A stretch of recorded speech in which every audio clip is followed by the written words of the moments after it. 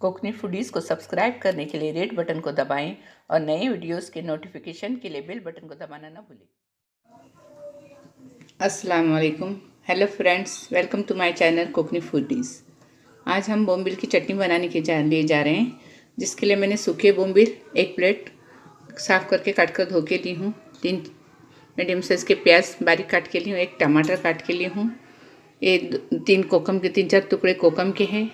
1.5 चम्मच लाल मिर्च पाउडर, आधा चम्मच हल्दी पाउडर, नमक टेस्ट के मुताबिक और कड़ी पत्ता ली हूँ।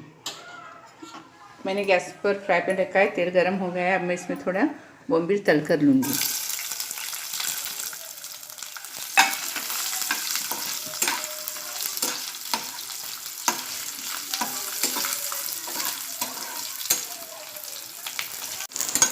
ये देखिए बोम्बिल तेल में अच्छे से ये हो गए हैं, फ्राई हो गए, थोड़े से भुने गए, फ्राई हो गए। अब मैं इसे प्लेट में निकालूंगी।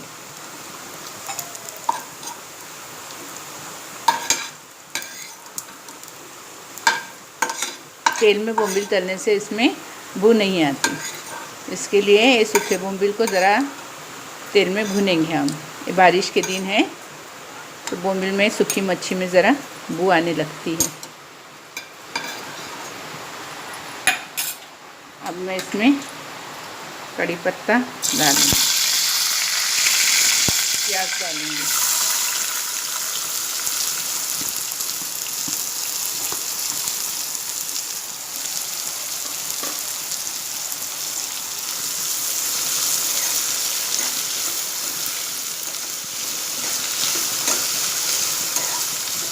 प्याज अच्छी नरम होने तक मैं इसे तेल में तलूँगी।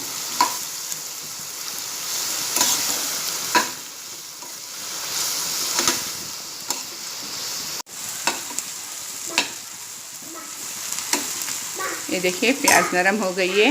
अब मैं इसमें टमाटर डालूँगी और टमाटर पकने तक, नरम होने तक इसे पकाऊँगी। ये देखिए टमाटर नरम हो गए हैं। अब मैं इसमें बोम्बिल डालूँगी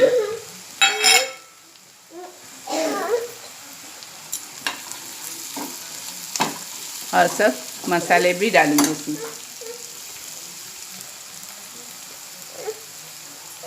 हल्दी और नमक, अब सब डाल के मिक्स करूँगी और इसमें थोड़ा सा पानी डालूँगी।